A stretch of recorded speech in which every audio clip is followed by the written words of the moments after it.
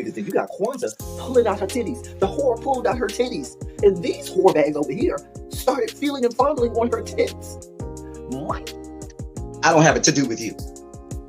Girl, you can go over there, rant and rave. Girl, you can shake all your rainbow bright hair all you want, dear one. I'm not doing this. I'm not doing this with you, dear one. I'm not doing this with you, dear one. I don't have nothing to do with you, and I'm done. Baby, you can scream my name from the rooftops from now till Jesus come back. I'm done after this. Introduced to Tick's Meat. Do you see what I see? Did y'all really hello, casting, wardrobe, y'all let him roll up out of wardrobe with these pants on, giving us all of this, thinking we were not going to see it? We have been waiting with bated breath and anticipating all season long for the slightest glimpse, and y'all just put it out there this episode in all of its magnificent glory. Listen, that young man said, baby, you ate on this first date, you giving up the cooch on the first date, okay? Well, you gonna run me my coins. Run me my cooch or run me my coins. Run me my cooch or run me my coins. Run me my cooch or run me my coins. That's our new theme song. That is the new song. Listen, somebody need to put a beat to that. Run me my cooch or run me my coins. Run me my cooch or run me my coins.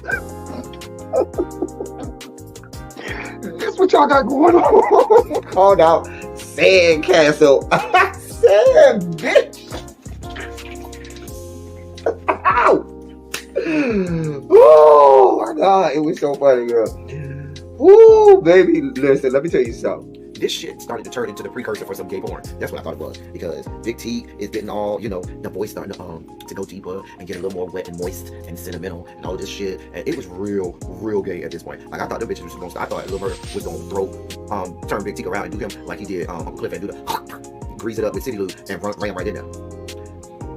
It's not a coincidence that Big T started off the conversation by trying to find out if Lil Murder was fucking Mercedes, which he found out he's not. It's also not a coincidence that he would start talking about prison. Why? Because the bitches was probably up in prison.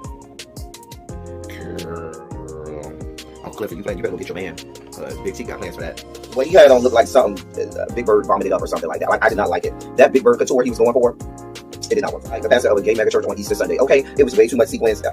He had on way too much makeup. Baby, his face looked like Iyanla Vanzant's neckline. Okay, just way too much makeup clumped in everywhere on his face. Get it together, sweetheart. Like, you're a big girl, so that gives you a whole lot of canvas. So that was a whole lot of makeup, honey. And Rico looked like he was auditioning to be one of the three kings, or he was auditioning to be the main character on Jesus Christ Superstar.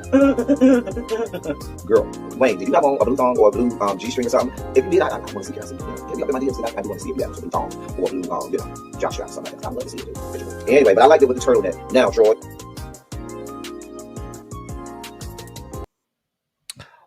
Well, hello, people. Hello. It is I am he. It is I am he. And we are back for another edition of Run Your Mouth. I am L Teddy 27, here to give you the news of the day, the latest breaking headlines in politics,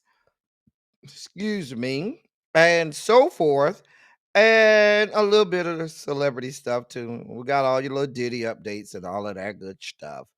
We got everything you need. We got everything you want, everything you need. I got what you want. Got what you need. Oh, can I get another shot? This time I'm gonna make you hot. Ow. I got what you want. Got what you want. Got what you need. Oh, can I get another shot? This time I'm gonna make it hot. Ow. Sorry. I was having a whole moment. Judge your mammy, don't judge me. We are here. Go ahead and do what you're supposed to be doing right now. Do your little bell ringer assignment, which is go ahead and press the like button or unlike if you want to. Either one is fine with me. Share the video. Listen, I didn't even share the I'm telling y'all to share the damn video out, and I ain't even share the goddamn video out. Share the video out and stop playing. Y'all know y'all supposed to do that. Stop playing with me. Stop playing with a real G. Let me share this video before the people say I ain't let them know, because YouTube ain't doing us no favors. The algorithm ain't helping us out at all around these parts. I've been shadow banned from the tube of you since the summer of BLM in 2020. They ain't seen it from me since in 5 years. So why do I think they're gonna see it from me now? Nevertheless, we are here doing the Lord's work. Let me put this down to the members only chat so they can't say that I did not let the people down to the members only chat know. Um, I'm just saying, hold on. Child, I rolled up in the wrong chat down to the members only chat. You know, if you go to the wrong channel and the members only chat, baby, you might get stuck. You might not want to leave. So let me get about that portion of the members only chat now. You get stuck up in certain channels down to the members only chat, baby, and you don't want to leave. Okay. Y'all know what I'm talking about. Shout out to the members. They know. They know. They know. They know. They know. They know. Garbage ass song. Anyway, I'm posting this to Bluesky so that they'll have it there. All right. And then we'll be ready to get this party started. I'll be able to say hi to y'all. Um, yes, we are simulcasting on Twitch. So you can follow me there on Twitch as well. We gotta do more on Twitch. I'm gonna start having some Twitch only lives so we can start to build up the platform over on Twitch. So y'all look around for that. Some of the times where I do lives only on Twitch, just so y'all can we can start to build up the platform over there. All right, all of the people have the notifications. The people are doing what they do. I hope y'all are doing what y'all need to do, and we about to get this party started. Let me say hey to y'all, and we'll go from there. Mm, mm. Ooh. Hey DPG, how are you? Janae, good to have you, beautiful. Hey, Demetria, always good to see you, my love. Yana is here and on time, and we're glad about it. Crazy Home Body Girl has checked in. Hey, sweetie. Universal Goddess is here. Sakpa Saving, Mama. I'm just saying. Yeah, I was in the teacher's lounge getting some coffee. Mm-hmm. Hero, hero, hero. Hey, hey, hey, hey, to our boy Harold. How are you today, sir? How are you today, sir? Very well, I thank you. Run away, run away. Hey, Jeannie. Jeannie is in the building. Brittany Janae is here. Uh-huh. Hey, Ravine. What's going on? Sweetie pie. Terrence, what's good, bruh? What is up? What is up, Uncle Jay? How the hell are you? How the hell are you? Hey, lovely 31 Blueprint. What's going on? Hey, the T Lounge. Glad to have you here again, sweetheart. You know, we love when we see you in the building. Hmm. I just do a little something, something. Just be yinging around the house, Ravine. That's about it. That's about it. Hmm. Hey, Tracy W. How you doing today, sweetheart? Child, come on, scandalous members only. Child. Well, look at who we have here. Hey, Paul. We glad to have you here on time today, Paul. Hey, Symmetry Boo. Child, you've been wearing this purple. You have been wearing this purple, Symmetry. Ever since you changed it to that purple, I say, look at my girl, Symmetry over there wearing that purple.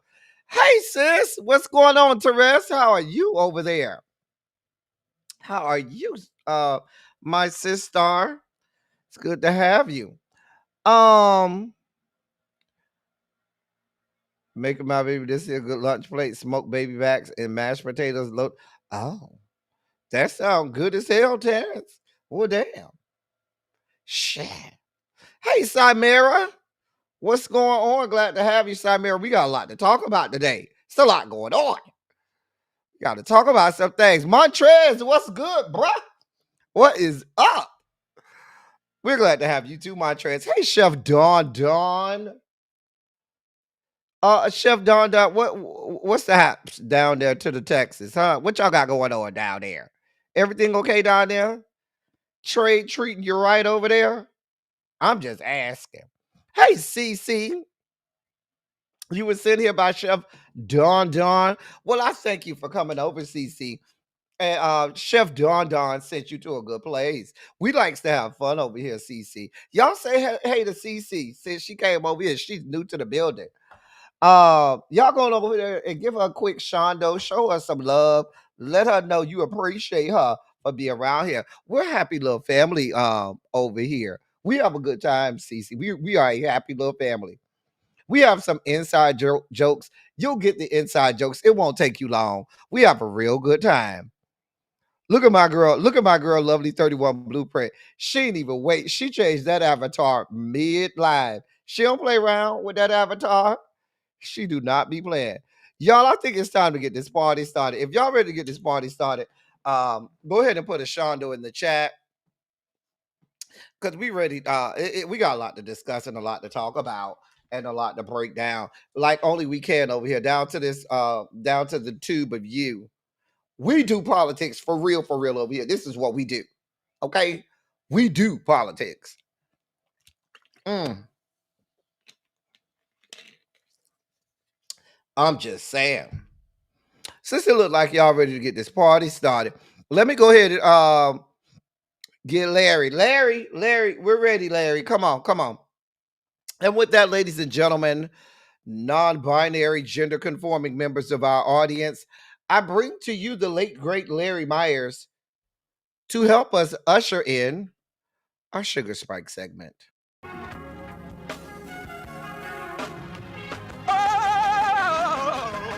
Oh, God. You see, this is the part that I like. Major Sugar Spike. So loved the world, I want to fight. That he gave his only begotten son. Major Sugar Spike. And who shall ever believe? Major Sugar Spike. They shall not perish, but have everlasting life. Taste the biscuit. Jesus! I wish somebody help me. Jesus. Thank you, Larry. Now, y'all, listen, we start off with Marco Rubio and the State Department. I told y'all way back when Marco Rubio's punk ass was first nominated to be the Secretary of State. What did I say to y'all at that time? I said, this bitch ain't shit. He ain't about shit. He ain't shit now. He ain't never been shit. When he was in the Florida State Legislature, he wasn't shit. Okay? When he was just a commissioner in the city of Miami, he wasn't shit back then. His whole family ain't shit. If we're in the business of deporting bastards, I told y'all yesterday, go over there and knock on the Rubio residents. Go knock on their house. On their door, okay? Go bam on their goddamn door while they in the back blasting, I will abort for Donald Trump. While they in the back blasting that shit, go ahead and knock on their motherfucking door and deport some of them motherfuckers because they ain't shit. Let's be clear. Them hoes ain't shit for real. The whole lot of the Rubio family, all of them ain't shit. I wouldn't lie to you. I know what I'm talking about. He's from my area. Anyway, so what he doing now? Well, what's happening now? Well, then there's this. The United States said today it will refuse visas to foreign officials who block American social media posts as President Donald Trump's administration wages a new battle over free expression. Now, I want y'all to get the irony in this, okay?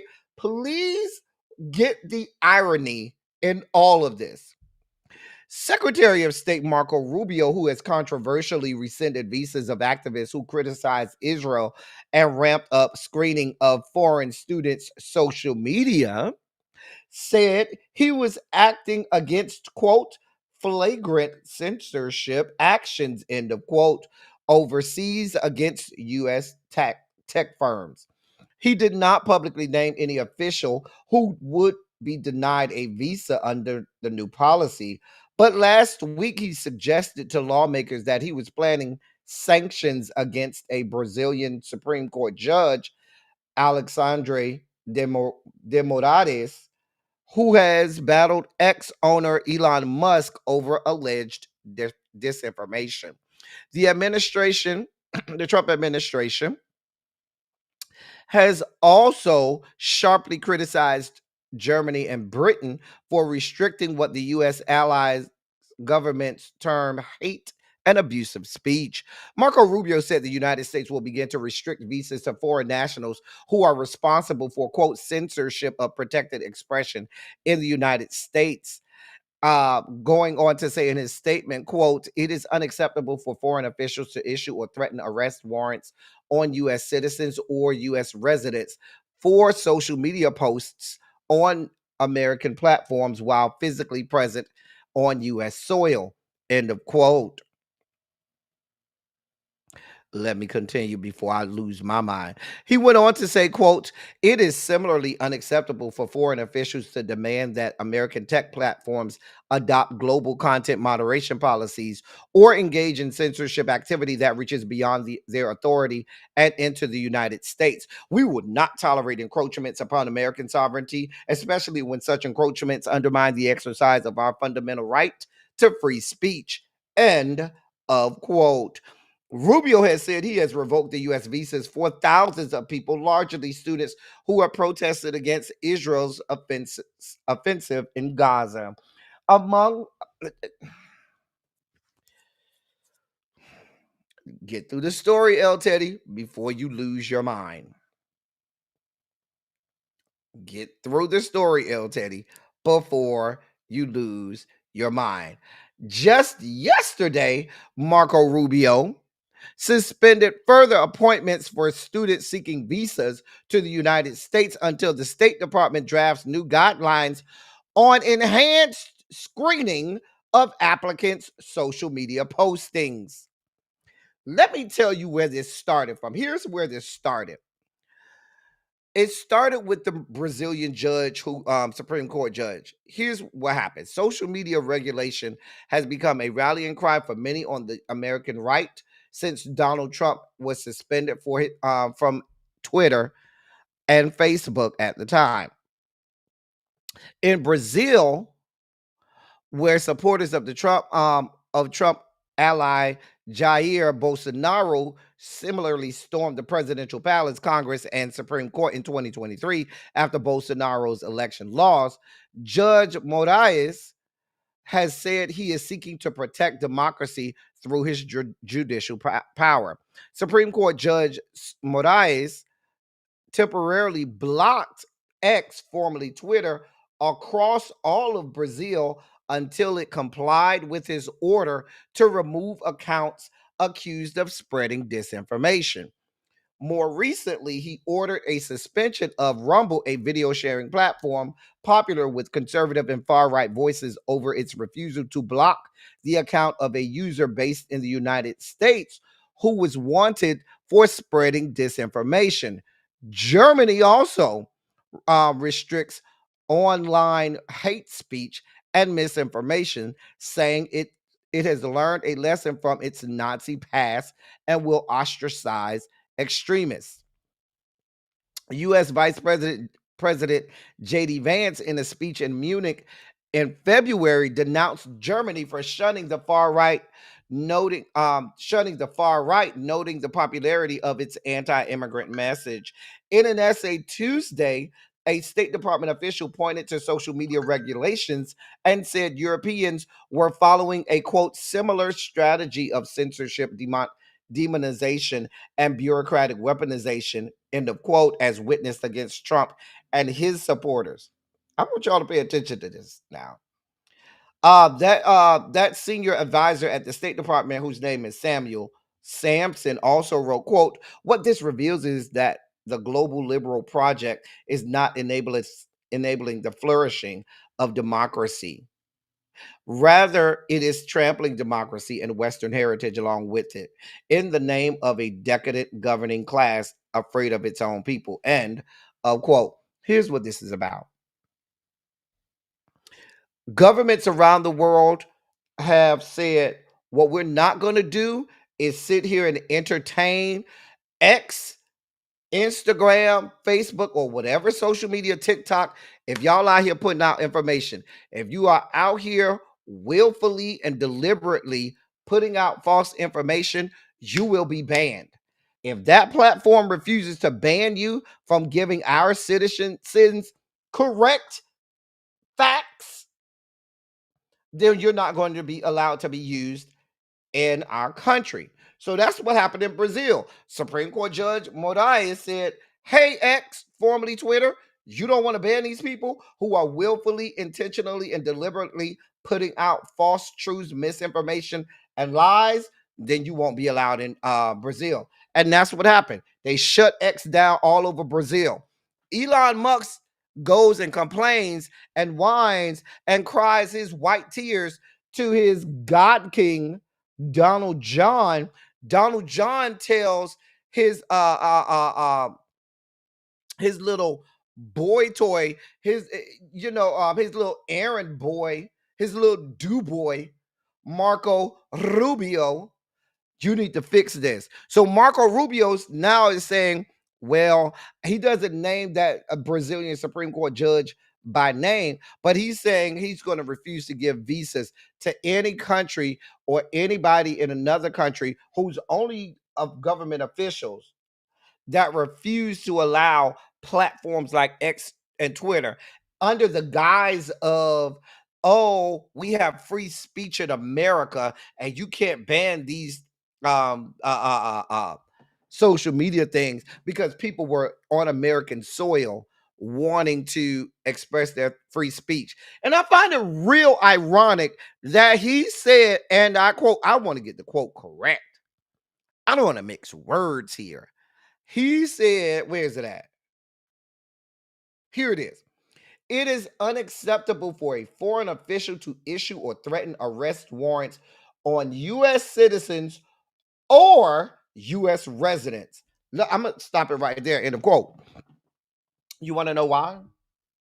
Because this very same Marco Rubio is actually deporting people out of this country for the same said free speech that he claims to be protecting people from. Protecting people from other countries about. It said U.S. citizens and residents. You do realize that the Mahmoud Khalils of the world and Ramesa Ozturk, when they were rounded up and snatched up and thrown into jail, they were legal U.S. residents observing this same freedom of speech that you're professing, that you're protecting, right? What you want to do is, and what your God King wants to do, you and your God King want to be able to put out lies, to put out misinformation, to willfully and deliberately lie to the public with reckless abandon. Damn the results of it. Damn the consequences of it. Damn the ramifications of your known lies. You just want to be able to put it out there, and damn what happens in the aftermath. And people in across the world are saying that's not how shit works. We work in reality and truth. And if X and Twitter and them don't want to deal in that, we will not allow them in our country. And so now Donald Trump's administration is, well, if y'all don't allow our false truths and misinformation in your country, then we won't allow you in our country. I'm sure they'll be fine not coming here.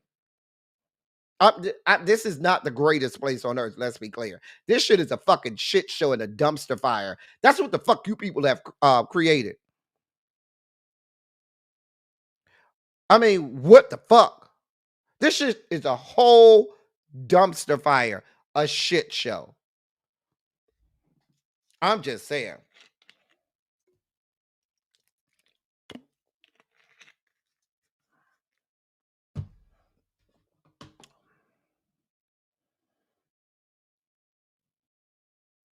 Now, mind you, hey, Ronald, I didn't even see you step up in here. And Sharice, hey, Sharice, the very same government that's out here snatching people up for expressing what they're free, they have the freedom of speech, like you said, expressing their disapproval of Israel, of our government and its unfettered, unabridged, and unbridled support of the genocide, of the fact that our government is willfully allowing white people from South Africa to come over here and thwart the whole immigration process. Speaking out against this, these people are being arrested and deported and sent to concentration camps, prison down to Secot in El Salvador. But a country, hey, Miss Cookie Rain, says we're not going to allow misinformation and false truths in our country, and now y'all want to cry freedom of speech. You people y'all got some fucking nerves. These people are way out of order. Way the fuck out of order. And let me show you how much further they are out of order. If you thought that was bad, because some of y'all gonna say, El Teddy, that ain't got nothing to do with us. That's another country. We don't give a damn about, because that's how a lot of y'all feel. A lot of y'all feel it don't involve me if it's in another country. So we're anthropomorphic over here. We don't give a fuck about other countries. Okay, well, let's come here to this country. This happened today. This happened today. Let me read this to you because this ought to make you feel better.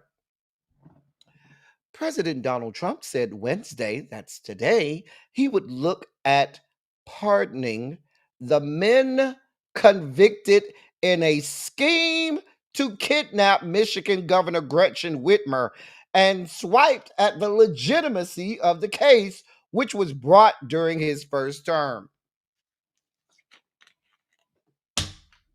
That's the first sentence of the article, y'all. I don't know what y'all wanted me to do with that.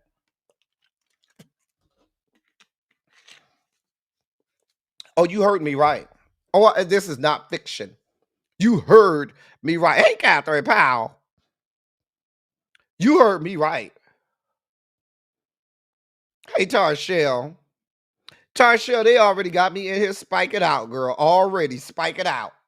Listen, let me read that first sentence again for you because the gravity of what I just read, some of y'all didn't get it the first time. So I'm going to read it again and then I'll get through the article so that y'all can wrap y'all hands around what I just read. President Donald Trump said Wednesday he would look at pardoning the men convicted in a scheme to kidnap Michigan Governor Gretchen Whitmer and swiped at the legitimacy of the case, which was brought during his first term. Quote, I will take a look at it. It's been brought to my attention. End of quote. He said while speaking to reporters in the Oval Office during the swearing in of Jeanine Pirro, the new U.S. Attorney for Washington, D.C. He said that he had watched the trial and that, quote, it looked to me like somewhat of a railroad job. You know, they were drinking, and I think they said stupid things, but I'll take a look at that, end of quote.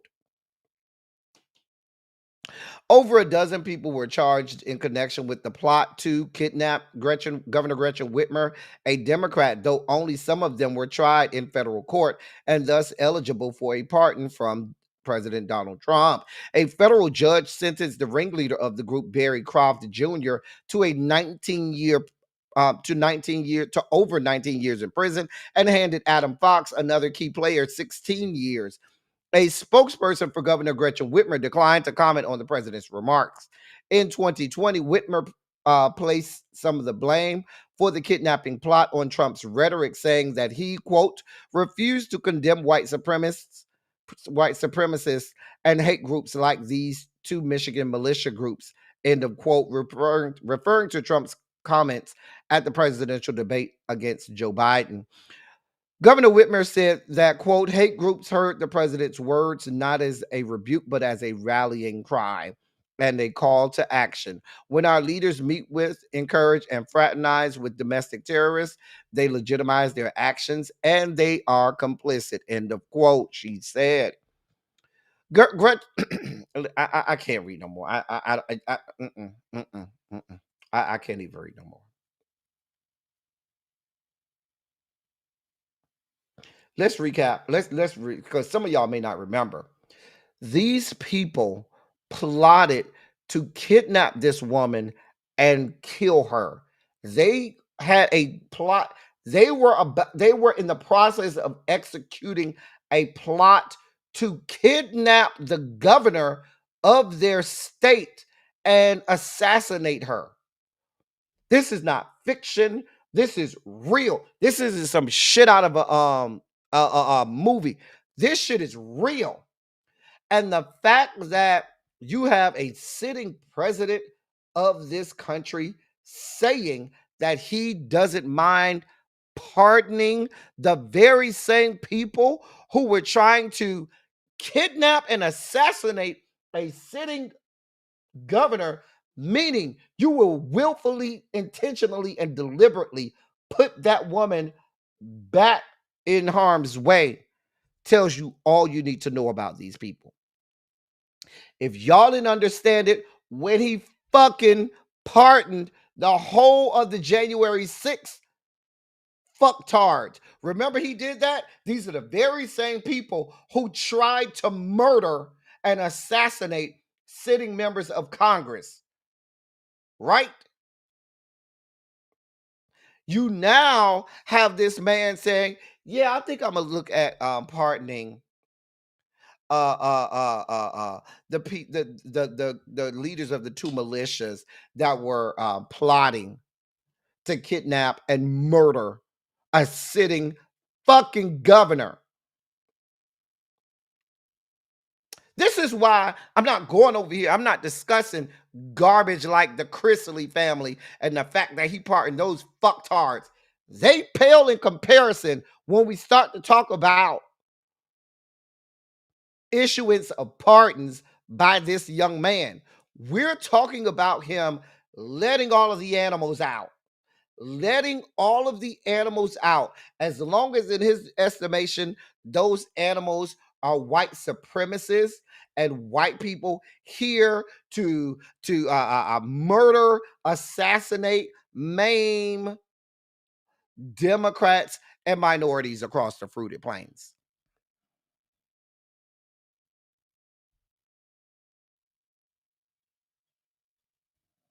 I'm just saying. He's here to let all of the animals out.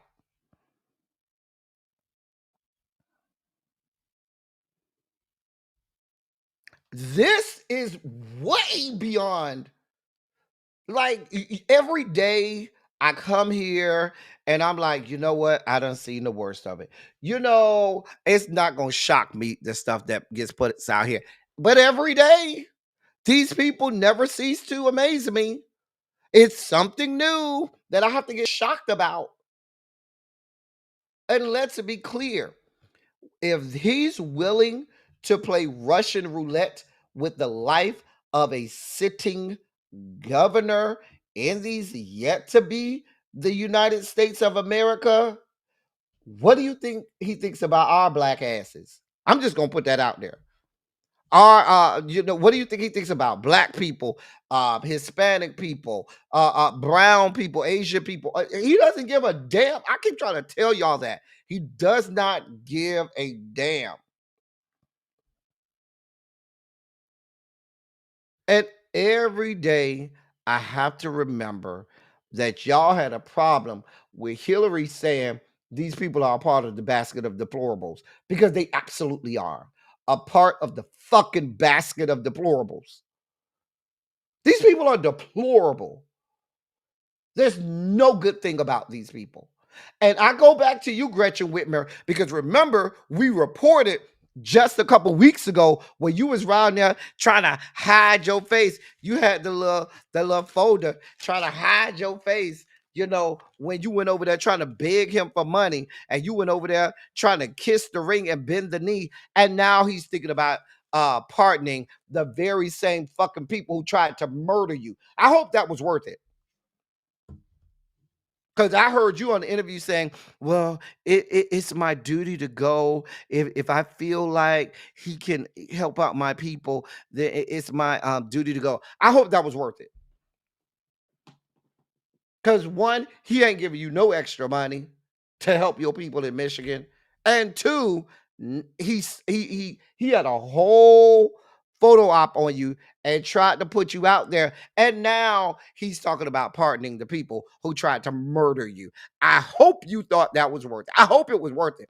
I don't know why anyone at this point tries to negotiate with this terrorist, because we have a terrorist in chief in the White House. And my thing is this: if you tell me you're going to go over there and talk and try to ration with this person, I have no dealings with you. We don't have nothing to talk about. Baby, if you want to go over there, go with God, okay? Go with God. We don't have nothing else to talk about. I'm not debating back and forth with you.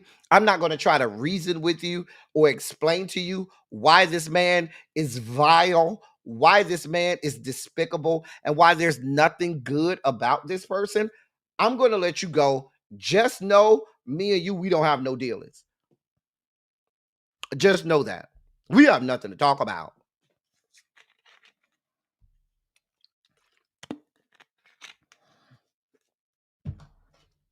Hey, Pinky Tiki. Pinky Tiki said, they're not the only militia there. Listen, there are several militias in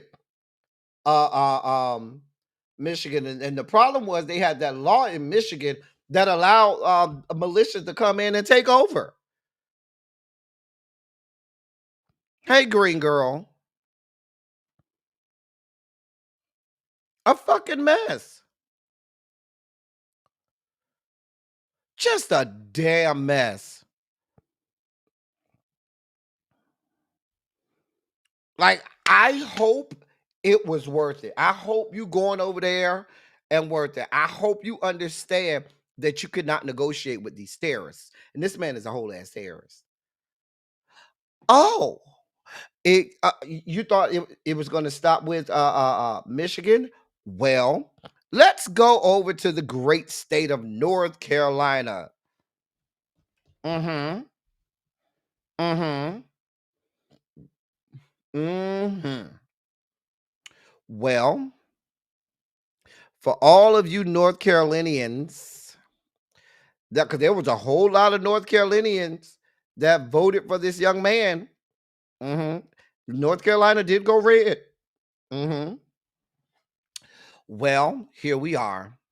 The Federal Emergency Management Agency denied North Carolina's request for the agency to match 100% of the state funds for Hurricane Helene cleanup, according to a letter sent from the acting FEMA administrator to the governor of North Carolina.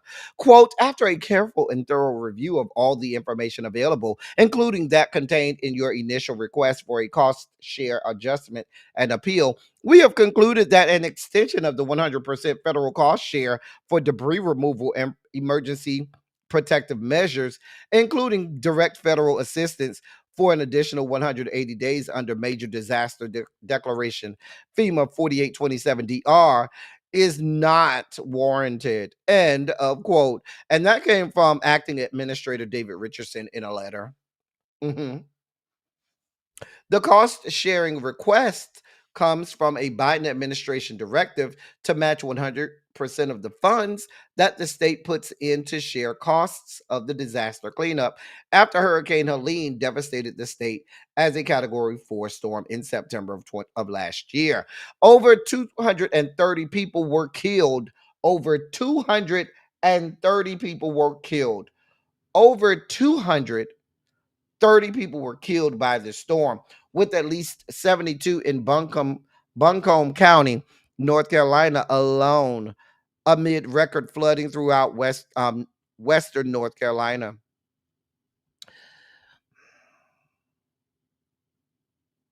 Now, here's the irony. While visiting North Carolina in January, your president criticized the Biden administration for what he said was not doing enough to provide relief.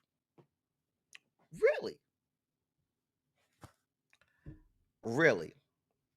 Trump claimed former President Joe Biden, quote, did a bad job, end of quote, in aiding North Carolinians in the aftermath of the hurricane, saying, quote, this is totally unacceptable. And I'll be taking strong action, end of quote.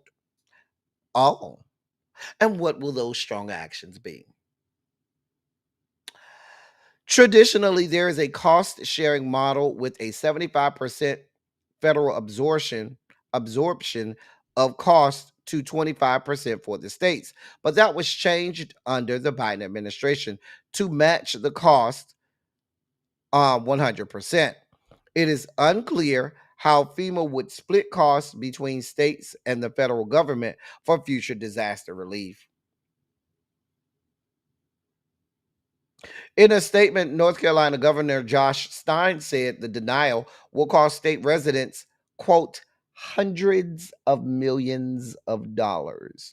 The money we have to pay toward debris removal will mean less money toward supporting our small businesses, rebuilding downtown infrastructure, repairing our water and sewer systems, and other critical needs. End of quote.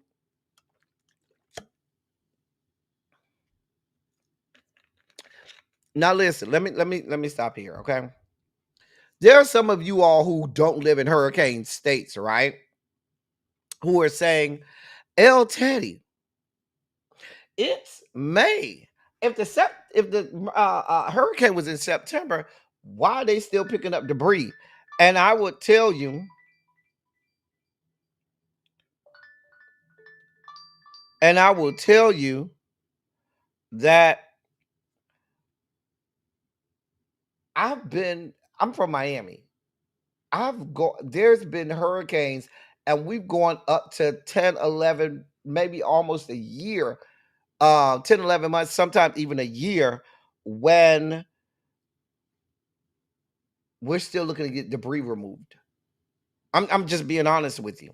Hey, Sweet Pea. But this is what y'all wanted. This is what y'all wanted. Some of y'all people around there thought that he was going to save you because you were white and you voted for your whiteness. You voted for whiteness. Your white privilege and white supremacy comes at a cost, okay? Your breastplate, your mantle of white privilege and breastplate of white supremacy costs. And therefore, your president, he has to it needs you got to get the cost from somewhere. Now, here's the news flash. Hurricane season begins this coming Sunday.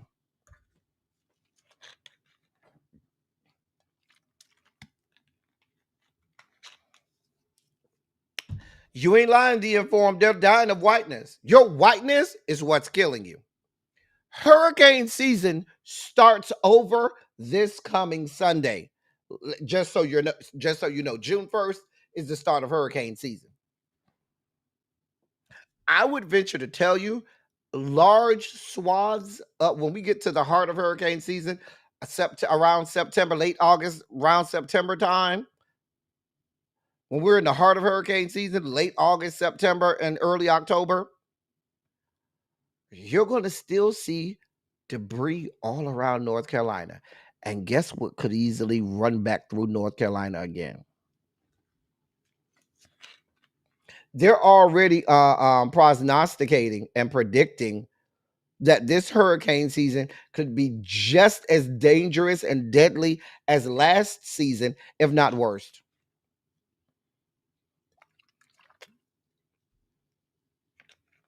Uncle Jay is right over there in North Carolina. He said Western North Carolina looks so bad. I know a lot of folks on that side of the state, and many are homeless, jobless, etc. So sad, shaking my head. Yeah, everybody's gonna have to pay. If you can't rebuild, you become indigent. indigent and easier to control. The hurricane season is forecast to have at least 4 Cat 5 storms to make. That's what I said. They're saying we could be worse than last year. I just got through saying that. See, they voted for cruelty, Demetria, when they thought that cruelty would land at the front doors of Black people, Hispanic people, Middle Eastern, brown people, and everybody else. Never thinking that when you vote for cruelty, it's going to show up at your door as well. Hey, Candace F. I'm just saying. But this is what y'all wanted. Oh, we're not done, North Carolina. Oh no, no, no, no, no, no, no, no, no, no, no, no, no. North Carolina, they're not done with you. They're not done. He's oh no, no, no, no, no. Oh, you thought that was it? You thought it was enough for them to tell y'all, yeah, we ain't got no more money for y'all. You on your own. Yo, hashtag yo yo. You on your own. Well, the Trump administration has accused North Carolina's election board yesterday of violating federal law by failing to ensure voter registration records of some applicants contained identifying numbers. The Justice Department sued in federal court, also asking a judge to force board officials to create a prompt method to obtain such numbers. The department alleges that the state and the board aren't complying with the 2002 Help America Vote Act after board a pop-up after board officials provided a statewide voter registration form that didn't make clear an applicant must provide either driver's license number or the last 4 digits of a social security number. If an applicant lacks neither, the state must assign the person another unique number. A previous edition of the state board, in which Democrats held a majority, acknowledged the problem in late 2023 after a voter complained. The board updated the form but declined to contact people who had registered to vote since 2004 in time for the 2024 elections so they could fill in the missing numbers. According to the lawsuit, the board indicated that such information would be accumulated on an ad hoc basis as voters appeared at polling places. It's unclear exactly how many voters' records still lack identifying numbers. Lawyers for the department's civil rights division contend the board must act more aggressively. They want a judge to give the state 30 days to develop a plan to contact voters with records that don't comply with federal law, obtain an identifying number for each, and add that to the electronic list. The litigation follows similar efforts by the Republican Party and a state GOP candidate to address the registration records for the 2024 election. I'll get there in a second. The lawsuit also referred to President Trump's broad executive order on elections in March to, quote, guard against illegal voting, unlawful discrimination, and other forms of fraud, error, and suspicion, end of quote.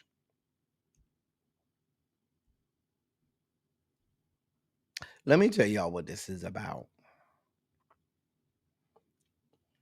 Let me tell y'all what this is really about. What this is about is the story that we reported on just a few weeks ago, where you had that North Carolina Supreme Court seat. If you recall, there was Judge Jefferson Griffin was running against Supreme Court Justice Allison Riggs because he was trying to take her seat. He was a Republican. She was a Democrat. And if you remember, he recently, about 2-3 weeks ago, had to concede that she won that election. He was trying to hold on to this statute saying that 65,000 ballots needed to be challenged because they were missing a driver's license number or a social security number on their registration forms. What the North Carolina government was saying is, listen, we're not going to disenfranchise all of these people and throw all of their votes out. What will happen is when they come in to vote, we will have them give us their driver's license or their social security number or last four of their social, or if they don't have either, we can give them a unique identifying number. That ain't good enough for the Republicans. The Republicans say, no, y'all got to purge them from the rolls and don't count their votes and make them re-register under the new forms. And they're like, no, we're not doing that. That's why they said they'll do it in an ad hoc manner, meaning when they come in to vote, we'll fill in the information then. Call it a day.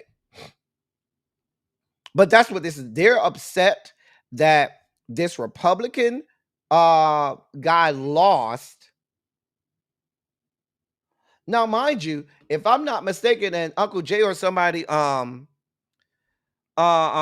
believe there's already that Supreme Court in North Carolina is already leaning Republican.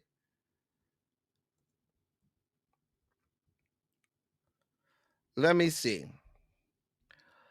Yes, it's a 5-2 Republican majority. Alice Allison Riggs is one of only 2 Democrats on that 7-seat Democratic, 7-seat Supreme Court. It's a 5-2 majority on that Supreme Court. That's not enough for them.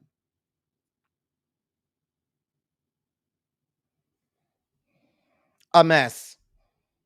A mess. So what they want to do is they want to disenfranchise all of those voters, purge them from the rolls, and make them have to register again, which a lot of people just may not choose to do that. Now, let's be clear. This is the same Republican Party that kicks, yells, and screams about, oh, we're giving stuff back to the states. Oh, the states need to have the right to do, what they do. Oh, the states. Unless the states don't do what you want them to do or don't do things the way you'd like them to do it. And then it's no more the states. Now you want the federal governments to come in and force the states to do things their way.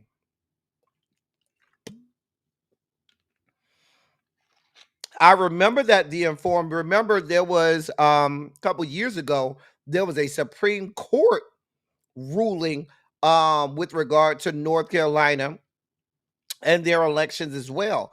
With the gerrymandering and so forth, there was a big Supreme Court ruling that happened, I want to say 2023 in North Carolina. We reported on that over here, that had sweeping effects. And that was when our girl was running for Sherry Beasley. Remember, she was running for, I believe she was running for Senate. I believe Sherry Beasley, y'all will correct me if I'm wrong. I know the North Carolinians will remember. She was either running for governor or she was running for, no, I think she was running for the Senate. I think she was running for Senate. I'm almost sure she was running for Senate.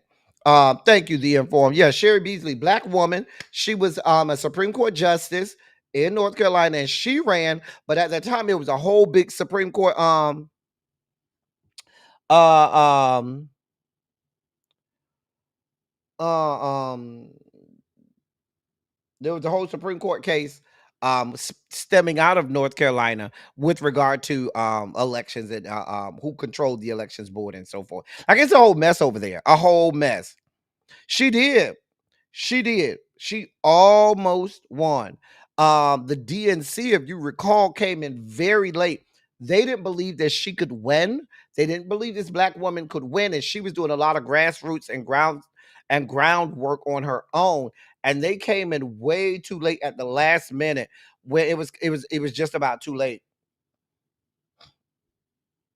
Mm-hmm. Yep. You're absolutely right. That's why I say, North Carolina, for all of those people that were involved in turning that state red, let's see what are they doing for you now? What are these people doing for you now, North Carolina? I'm just saying. Let's move on.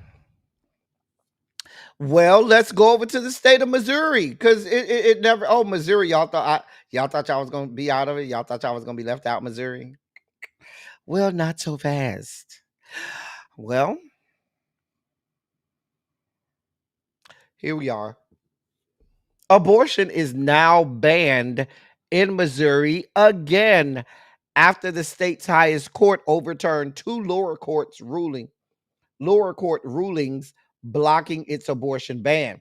The Missouri Supreme Court ruled a district judge used the wrong standard in two rulings, one in December and another in February, that allowed abortions to resume in the state. Abortion has been almost entirely banned in Missouri since the 2022 overturning of Roe v. Wade. Missourians narrowly passed a ballot. I want y'all to pay attention to this now. Pay attention. Missourians passed a ballot, though narrowly, passed a ballot measure last November enshrining the right to an abortion until about 24 weeks of pregnancy. That's what the voters voted for, right? This allowed Planned Parenthood to file a lawsuit challenging the state's abortion ban. Judge Jerry Zhang Judge Jerry Zhang ruled last year that the abortion ban violated the state's constitution, but then left some restrictions preventing some abortions from resuming. Those restrictions included a requirement that abortion facilities be licensed by the state of Missouri, that patients must undergo an in person visit to receive abortion medication, and that only physicians could perform abortions. In February, Judge Zhang ruled the licensing requirements were discriminatory and allowed Planned Parenthood to resume providing abortion care. Missouri Supreme Court ordered Judge Zhang to vacate her earlier injunctions against the abortion ban and to reevaluate her ruling using the court's standards. The American Civil Liberties Union, the ACLU of Missouri, told the Missouri Independent that Tuesday's ruling was only a quote temporary setback, end of quote, and that the court left the door open for Judge Zhang to issue another injunction to block the state's abortion ban in the future. Republicans such as Missouri's Attorney General Andrew Bailey, who challenged Judge Zhang's ruling earlier this year, celebrated the Supreme Court's ruling, saying, quote, today's decision from the Missouri Supreme Court is a win for women and children and sends a clear message. Abortion providers must comply with state law regarding basic safety and sanitation requirements, end of quote. Y'all know this is some bullshit, right? What happened is the citizens of Missouri voted, said, we want the right to have an abortion up to 24 weeks. The state legislature said, y'all think we going to let y'all have that? Y'all think y'all vote is going to get y'all that? Hey, Savon, y'all think that just by y'all voting that y'all should have the right to abortion? Nah, we're going to put a lot of extra strings attached to it. So now they tried to put in, well, the facility has to be approved by this and licensed by the state of Missouri. And the state of Missouri, that is a red state and wants no parts of abortion, what are they going to do? They're going to make you jump through all kinds of hurdles to get that licensing. And any little thing, you don't dot an I, don't cross a T, don't dot a lowercase j, don't cross a lowercase f, put a semicolon where or put a comma where a semicolon should go, oh, they're gonna throw it in the garbage. Uh-huh. And now you can never get that abortion clinic approved.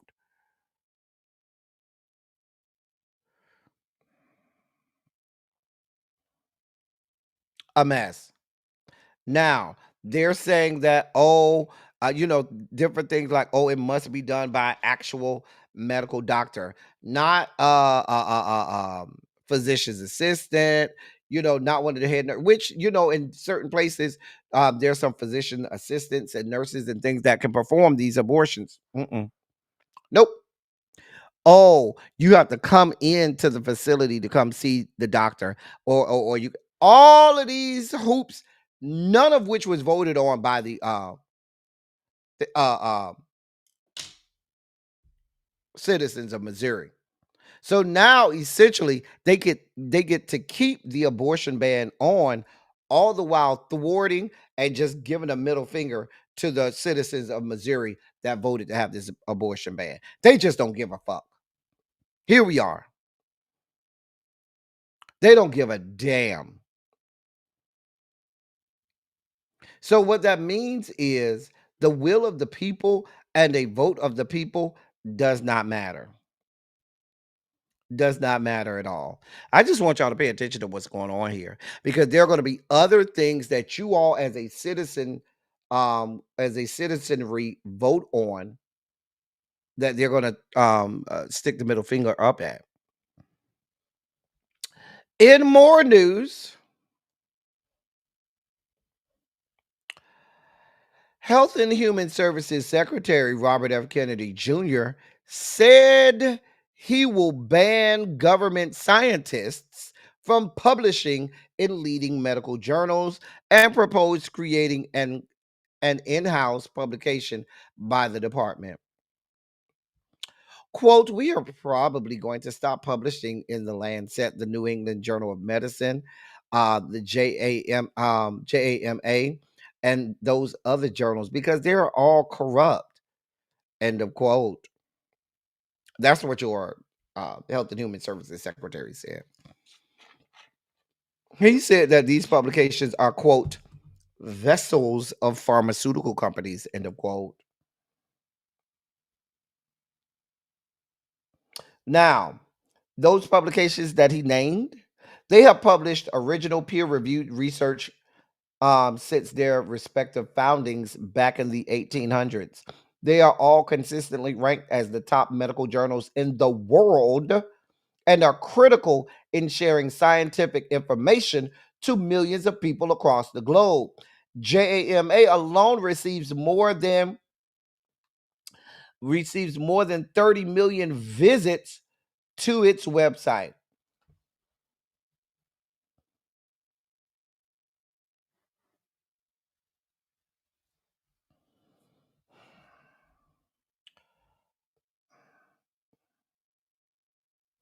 Now, JMA is the Journal of the American Medical Association. I probably should have said that.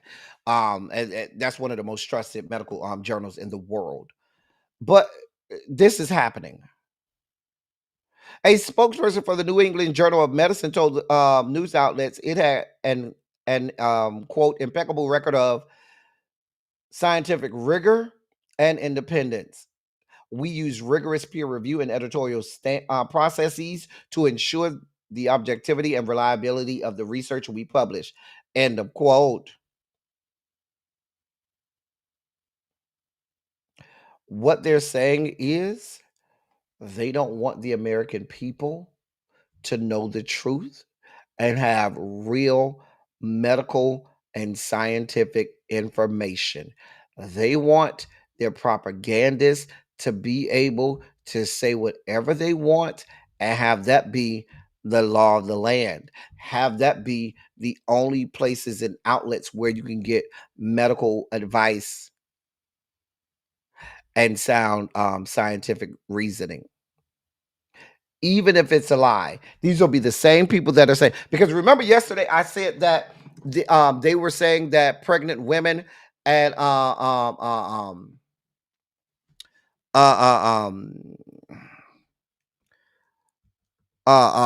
they that pregnant women uh um that pregnant women should not have to get the COVID. I lost my train of thought. Right? Remember that?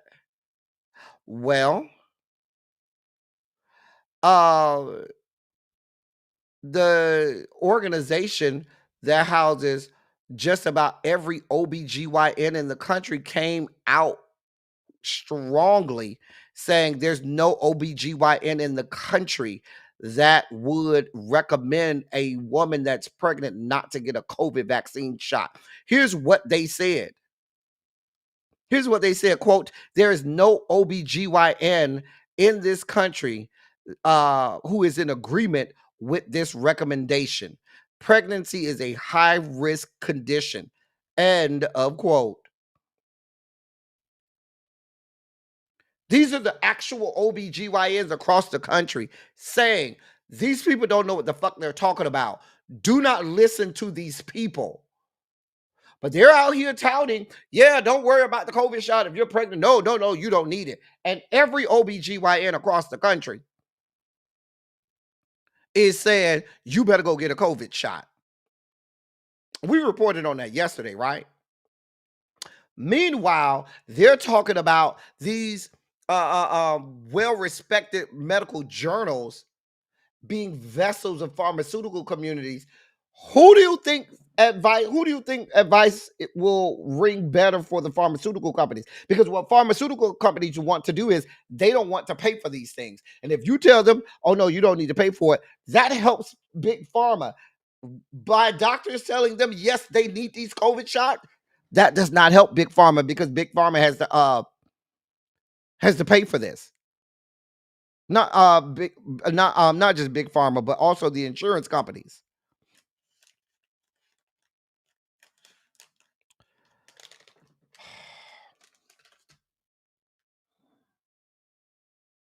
Let me say this, y'all. If these people tell you that today is Wednesday, you better go check your calendar and say, no, it's the day before Thursday. It's the day after Tuesday. We talked about that yesterday, CC. We reported on that new variant of COVID yesterday. Listen, CC, you gonna find out over here. We break news over here. We're never late to the party. We're always ahead of the game. I'm just saying.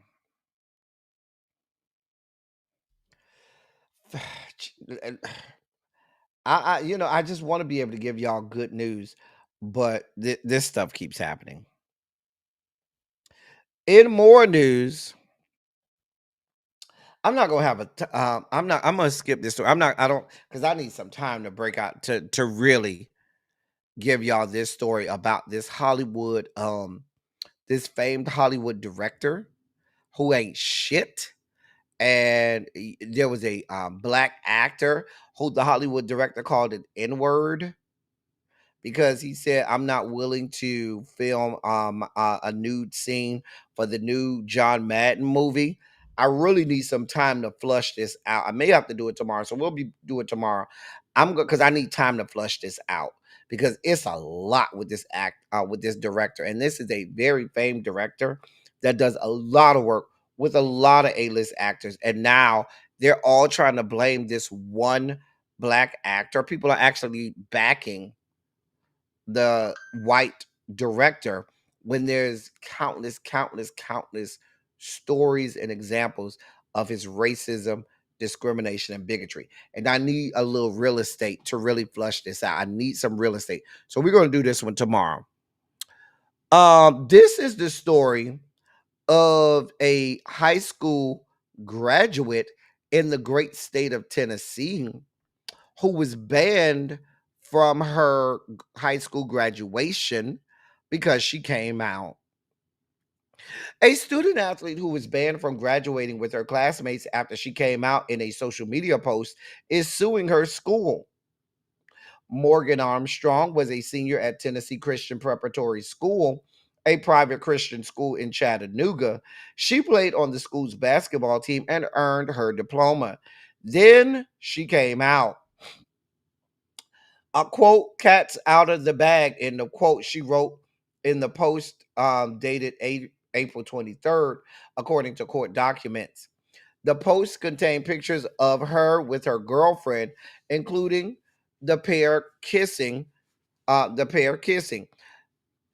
She subsequently posted a separate comment urging others to like or comment on the post. Quote, "Go like and comment on my post, guys, because if no one on my socials knew I was gay, then they sure as hell do now. So this is a big thing, to be honest. Also, I'm kind of scared about my Facebook comments because I have some ruthless Trump supporting Jesus MFers on there. End of quote, she wrote in the comment section. Following the post and comment, she and her family were summoned to the school and told that she was suspended and prevented from further school activities. The school claimed the comment was, quote, vulgar and disrespectful and produced the wrong perception of who Tennessee Christian is and what we represent, Christ, end of quote.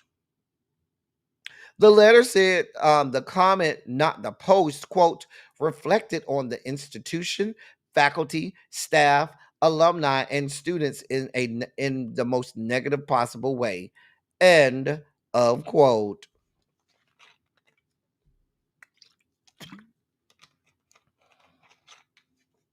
The letter also contained a threat that, quote, records of posts and messages will be forwarded to colleges and university as part of a comprehensive student file, end of quote.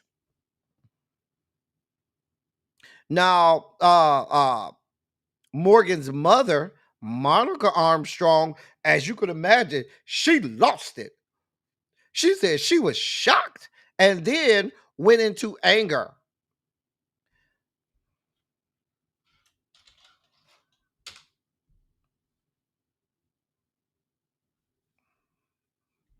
Of course, this is in the great state of Tennessee.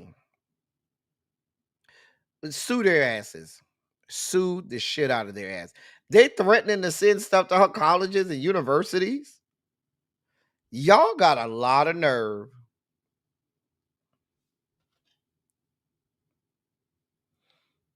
Listen, now the school is pointing to a proviso in the student handbook that says, quote, students who choose to post editorial content to websites or other forms of media, texts, Instagram, Facebook, etc., must ensure their submission does not reflect poorly upon the school nor violate behavioral guidelines as outlined in the school parent and student handbook, end of quote.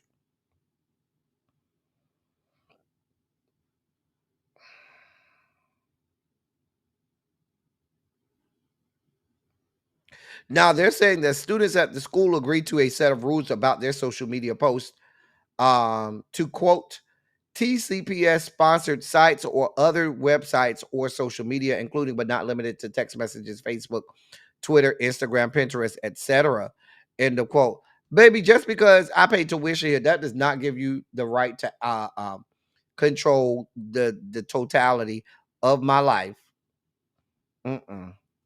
But these are the schools, these religious schools, private schools are what your states are starting to fund now. Now you have state funded and state sanctioned shit like this. I'm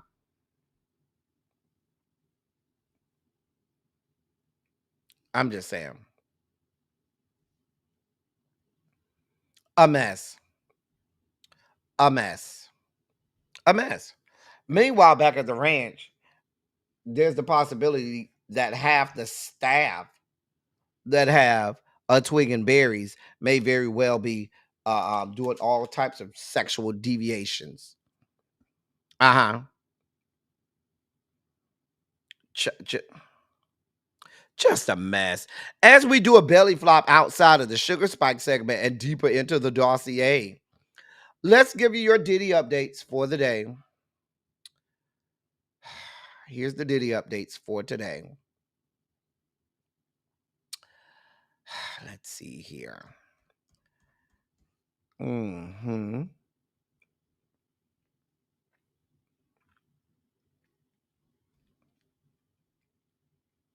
All right. Mm-hmm. All right. So we started off the day with Los Angeles police officer Chris Ignacio, a 16-year veteran of the force, taking the witness stand. He was working out of the Hollywood division in late 2011 when he answered a call about a possible break-in at Kid Cudi's house. When Officer Ignacio entered Kid Cudi's home, he spotted a table with Christmas gifts on it. Some were wrapped, some were not. The policeman's observations could back up Kid Cudi's previous testimony that Combs broke into his home and opened gifts he'd purchased for his family.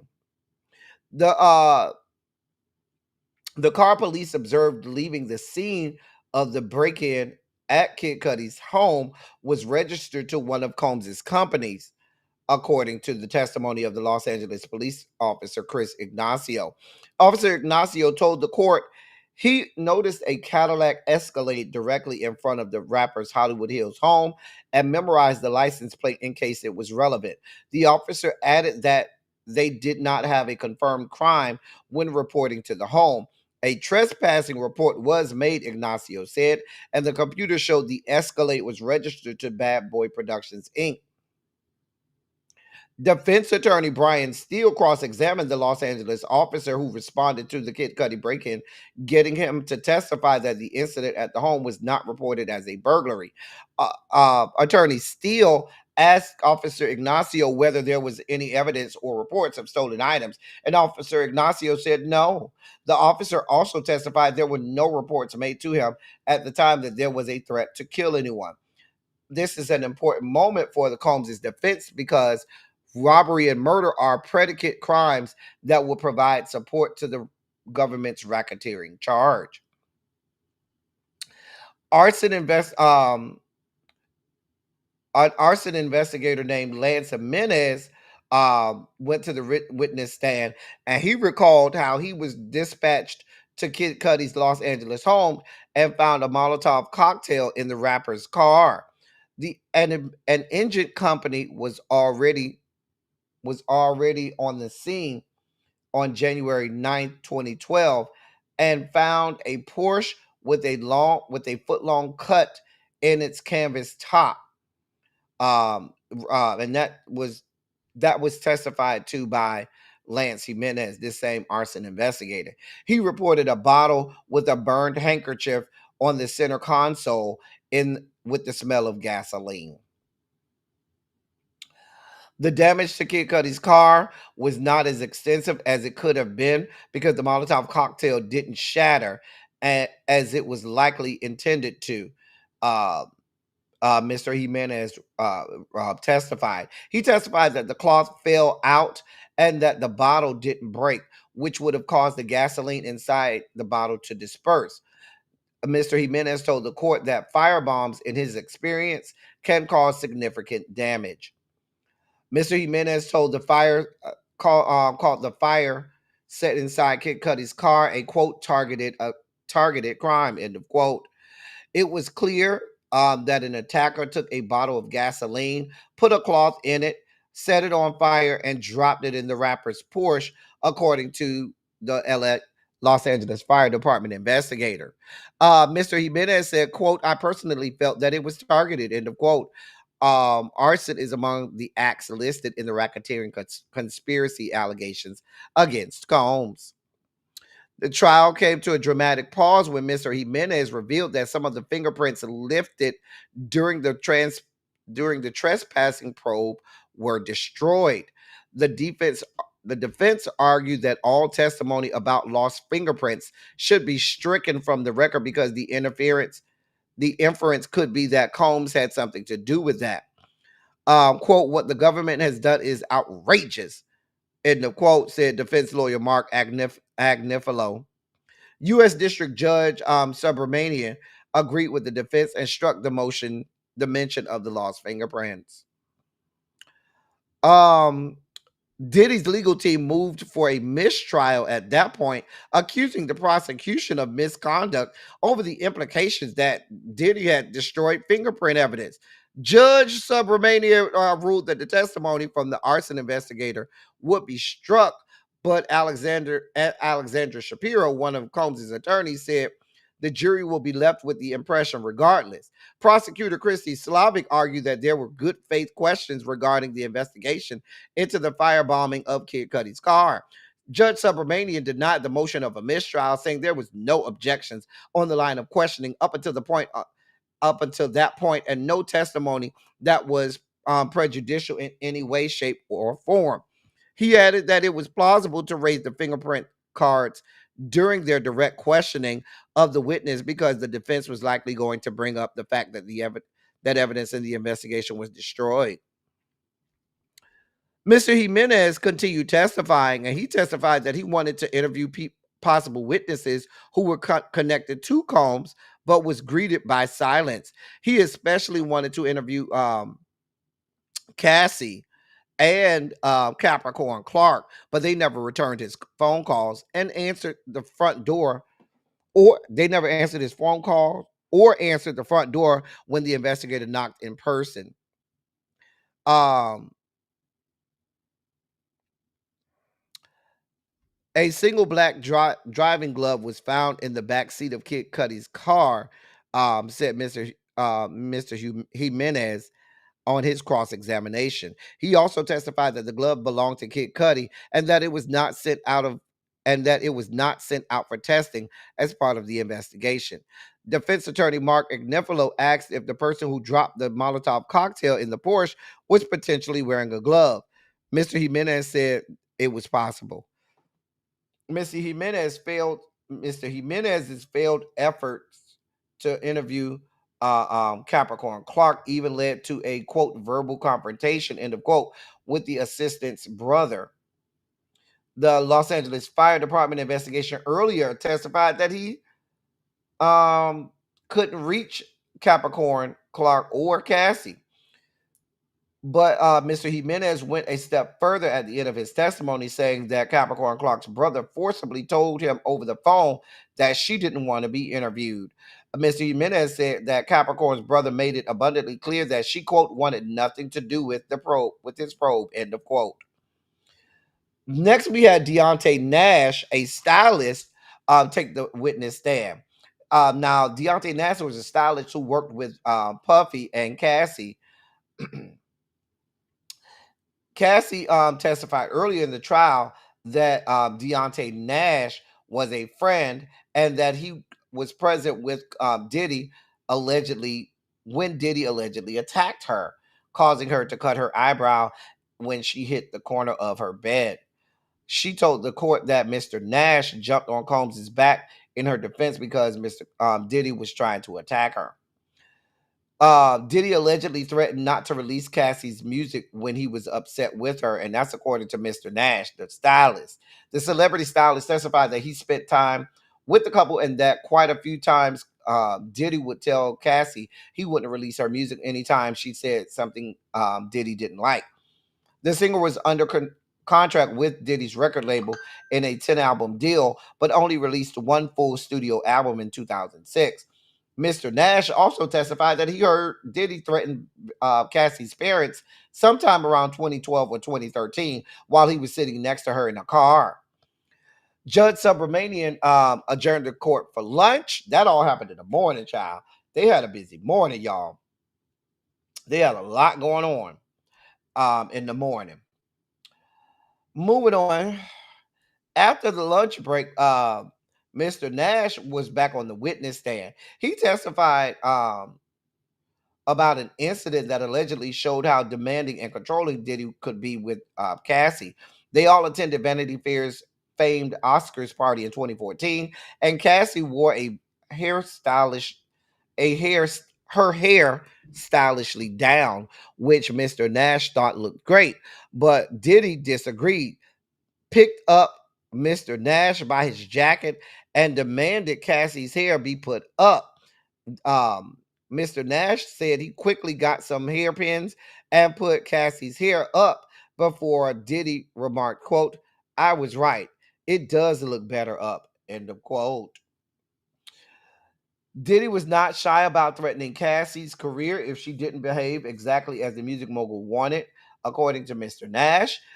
He recalled Diddy telling Cassie if he heard from her, quote, smart ass mouth, end of quote, then, quote, her little mixtape won't come out, end of quote. Mr. Nash was in Cassie's apartment helping her prepare for a music festival when Diddy allegedly arrived and assaulted her. Cassie mentioned the attack in her testimony 2 weeks ago. Mr. Nash told the court that Diddy enraged as he grabbed Cassie by the hair and began to kick her and hit her. Mr. Nash said he and Mia, also known as Victim 4, each tried to jump on Diddy's back but were thrown off. Diddy continued to hit Cassie until her head hit the edge of the bed frame and she began bleeding. Prosecutors showed photos of Cassie's bloodied eyebrow when she testified regarding this incident. Diddy once threatened to release sex tapes of Cassie to her parents' workplace and internet. That was all testified by Mr. Nash. He also told the court that he was at Cassie's apartment when he came over. We just talked about that. He testified that Cassie eventually got in his car and they left, but that Diddy called ordering them to pull over. Diddy then came to the window, angry with Cassie over something, and told her that he would release sex tapes of her to the internet. The music mogul said that he would first release them to her parents' workplaces, then get them fired. Cassie cried as they drove away, and Mr. Nash tried to reassure her by telling her that Diddy was on the tapes as well. Cassie said that that I'm sorry, Mr. Nash said that when Cassie told him that Diddy wouldn't be on the tapes because he was filming her with other men. Mr. Nash didn't report the violence he witnessed against Cassie to the police because he feared retaliation from Diddy, he told the court. But Mr. Nash testified that he did speak to Diddy's chief of staff, Christina Coram, about the issue. Ms. Coram promised to speak to Diddy, according to Mr. Nash, but the violence did not stop. According to Mr. Nash, Cassie expressed that she didn't want to go to hotels with Diddy to participate in freak offs, but would go because Diddy wanted her to. He told the court that Cassie would pack sex toys and be gone for a day or more, returning tired. One example Mr. Nash gave to Cassie's not wanting to go to a freak off was after a birthday celebration that Diddy insisted on throwing for her. Cassie didn't want to leave, but said that Diddy was mad at her for not going to a hotel freak off. Cassie previously testified that she eventually left her party with Combs and gave in to his demands instead of going to a karaoke club with her friends. Mr. Nash told the jury he had kept in contact with Cassie and doesn't. He had kept in contact with Cassie. I'm sorry. I'm sorry. Let me read that over. Mr. Nash told the jury he had kept in contact with Diddy and doesn't have any ill will against him despite all that he witnessed. He called the regular text messages exchanged with Diddy, quote, loving, end of quote. Mr. Nash said, quote, I don't hate him. It's just not me, end of quote. Then on the cross-examination, Mr. Nash was asked if he was planning a lawsuit against Diddy, and he replied, quote, no, I am focused on getting out of here, meaning, end of quote, meaning out of court.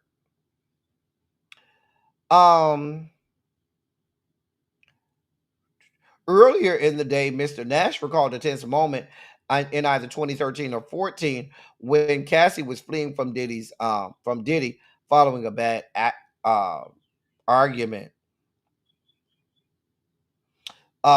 He recalled Cassie going up to her hotel room balcony in hopes of evading an enraged Diddy, who had sent Mr. Nash to find her.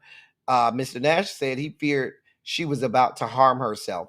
Quote, she was going to go over the balcony, end of quote, Mr. Nash recounted. Mr. Nash may have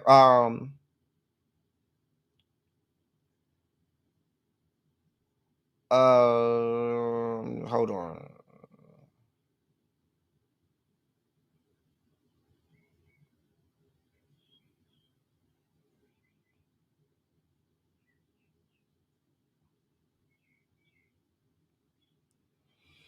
Okay, so this is important information.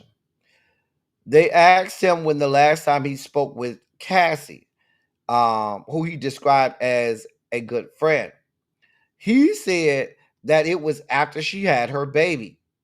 Now, Mr. Nash was instructed not to speak to Cassie about any testimony as they were both taking the witness stand.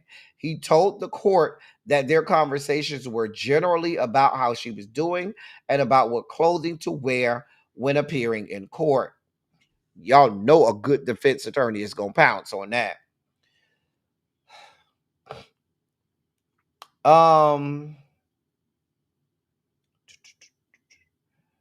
Mr. Nash ended for the day, being asked about times where it seemed Diddy's security team assisted him and Cassie, even when it conflicted with Diddy.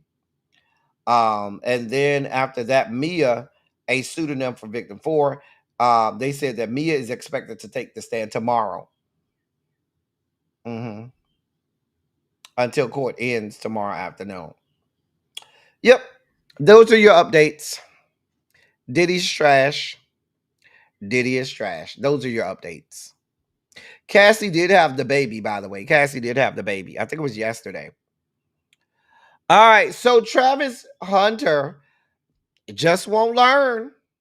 Now, he went ahead a couple days ago and married that chick, the one we've been talking about the last few months. Married her. Apparently, they ain't got no prenup. Let me say that again. They don't have a prenup. Let me say it a third time. They do not have a prenup.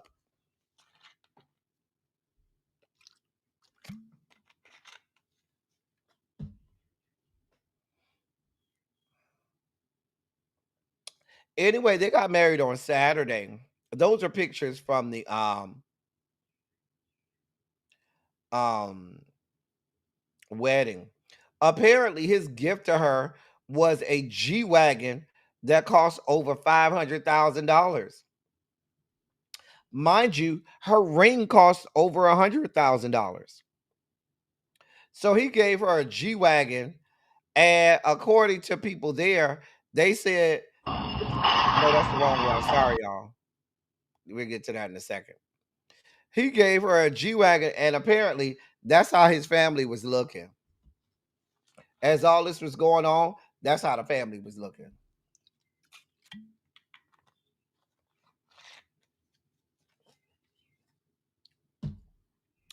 Baby, when she take you to the cleaners, we ain't got nothing to do with it.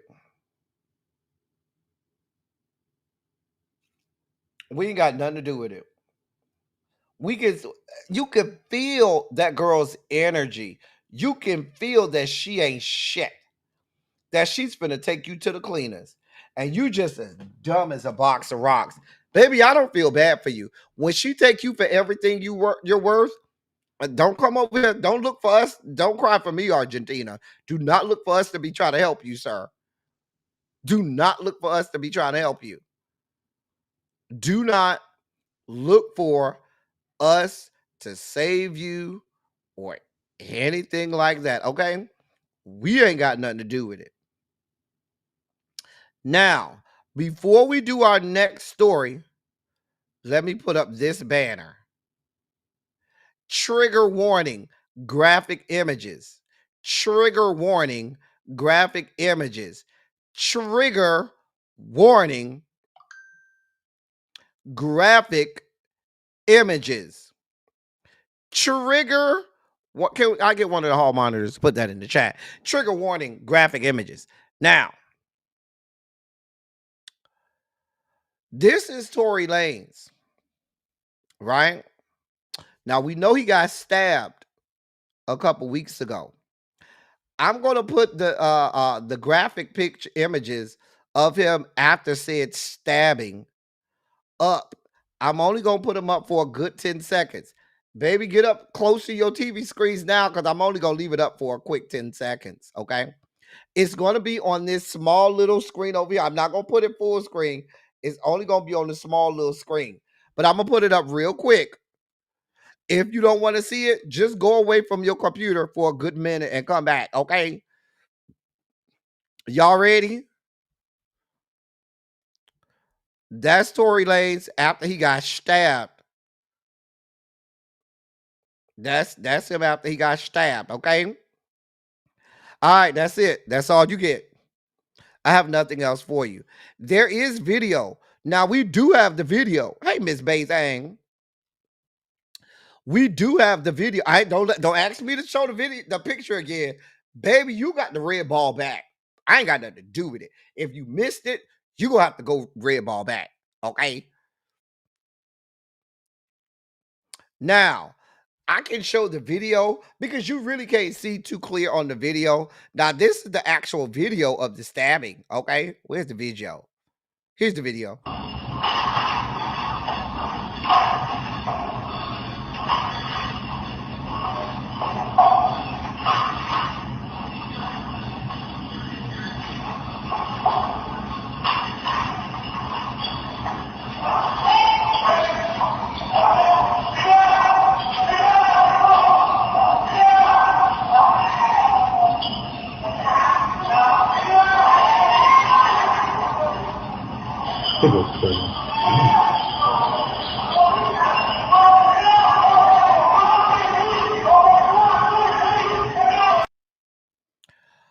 Can I get an orange shirt in the can I get an orange shirt emoji in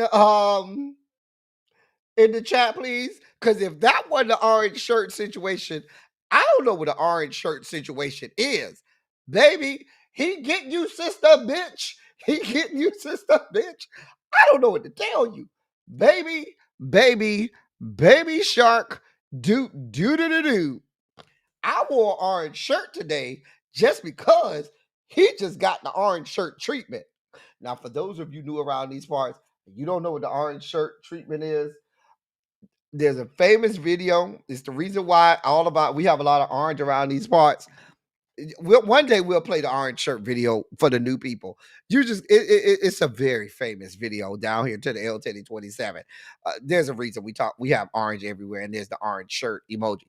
Listen, baby, he got you. Tory, girl. Tory, you can't fight because the way you fell on that ground real fast, and he was getting you. Baby, he was getting you. I saw you trying to kick him and stuff. But baby, he got you, honey.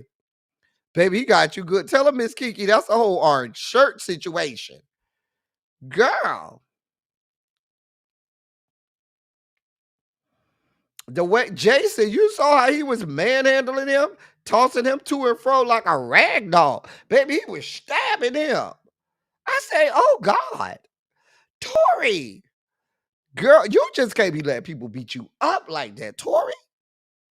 Tory, girl, you got to go ahead. You in jail. You ain't got no hands. Ain't nobody teach you how to fight or nothing.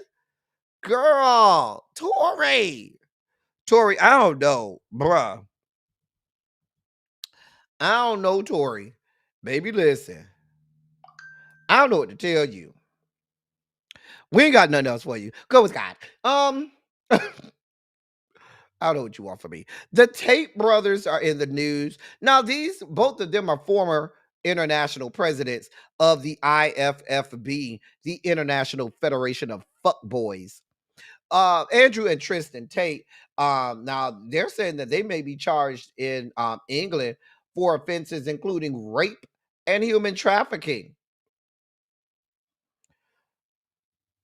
Listen, they said that 21 charges have been authorized against the two brothers. Tristan is facing 11. Andrew is facing 10. Now, they already have charges in Romania for domestic. They already have domestic criminal charges in Romania that have to be settled before they can go to England and get those that shit figured out. Now, the Crown Prosecution Service says that the charges authorized against Tristan are rape, actual bodily harm, and human trafficking in connection to one alleged victim. Charges of rape, actual bodily harm, human trafficking, and controlling prostitution for gain in connection to 3 alleged victims have been authorized against Andrew. Andrew and Tristan are currently out on bail. Now, both of them flew back from Romania to the U.S. back in February, after prosecutors lifted their travel ban. Now they ain't dropped the charges though. So before they get to the charges over in England, baby, y'all got to go over to Romania and take care of that. Baby, y'all got a lot going on. But this is what happens when you're a past international president of the IFFB, the International Federation of Fuckboys. Moving on. Um. Harold's boyfriend in his head. Xavier's sugar daddy. Paul's wet dream. Shannon Sharp is in the news. Well,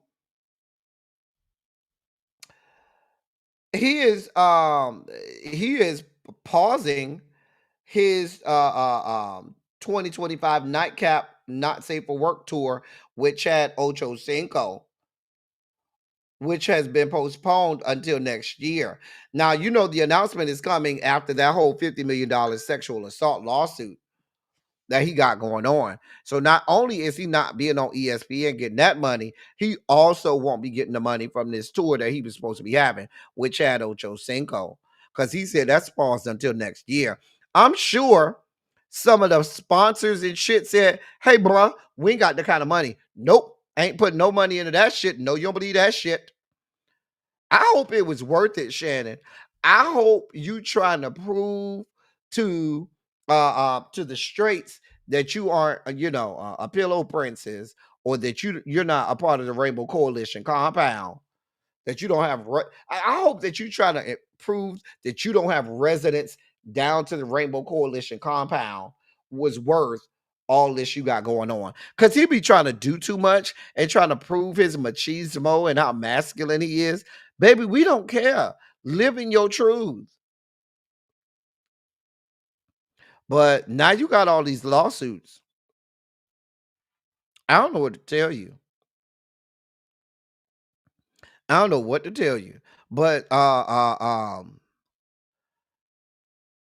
the people are not about to pay you no money. They're not, the sponsors are not about to pay you. Little baby, you know he is hot. Baby, if I am Chad Ochocinco, baby, I am 38 hot, because that's a lot of money. It's only a matter of time before the sponsors start to pull sponsorships from his podcasts. All of them.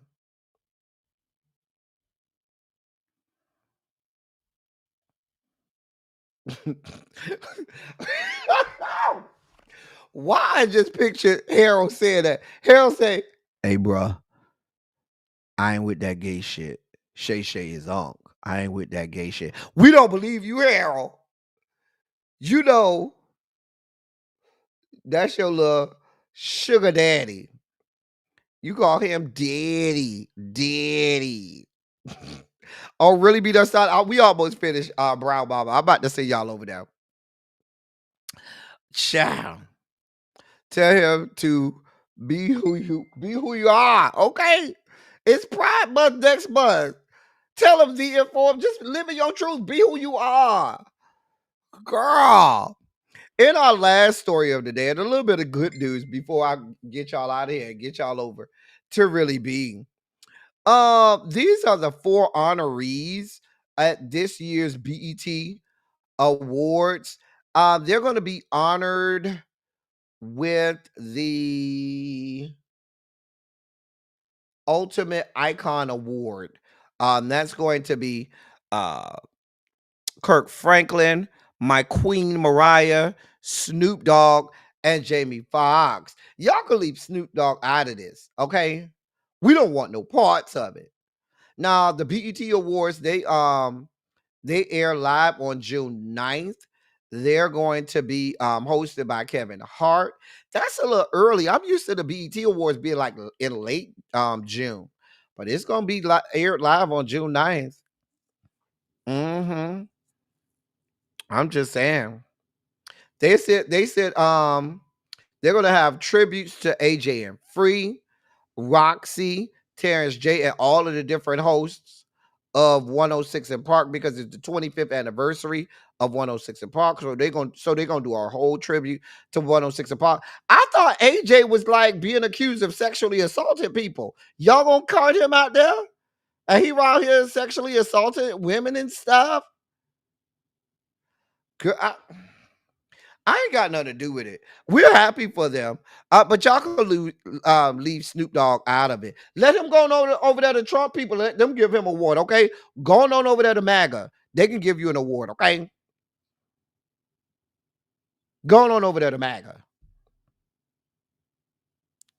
Yeah, they try real hard, little baby. Real hard. Child. Don't go up there messing up my Queen's song, okay? Anyway. That's the dossier for today, y'all. That's all we got. We about to get out of here because really B done started, and you know Ravine finna go over there and say I made y'all late, okay? Y'all know really B ain't doing nothing but saying hello to people, and she ain't even got started yet. Y'all know it take her about a good 10 minutes. Right, on a Monday, it's usually on a Sunday, and then it's early in the month. Girl, y'all trying real hard. BET. Don't nobody even have that channel no more. We cut the cord years ago, so that shit better be streaming online somewhere. I hope that shit is streaming online somewhere because we ain't got no BET. We don't have that channel no more. Child. But Snoop, you could go on over there. Let MAGA give you an award. We ain't got nothing for you, Snoop. Let MAGA go over there and give you an award. Okay, go over there to them. Let them give you an award. Anyway, I'm about to get out of here. All right. As I always say, I love y'all. I love on y'all. Thank you all for being vocal, present, and active. Thank you for doing what you do. Thank you for any and all contributions that you make to the channel. They are much obliged, and much appreciated. That is the link if you want to make a contribution to the channel. They are not required, but they are always obliged and appreciated. We about to get y'all out of here. I'm seeing y'all over there, really B. Just stay right there. That's all I got for y'all. Until next time, thank y'all for coming. Y'all drive safely. I'm out. Love y'all.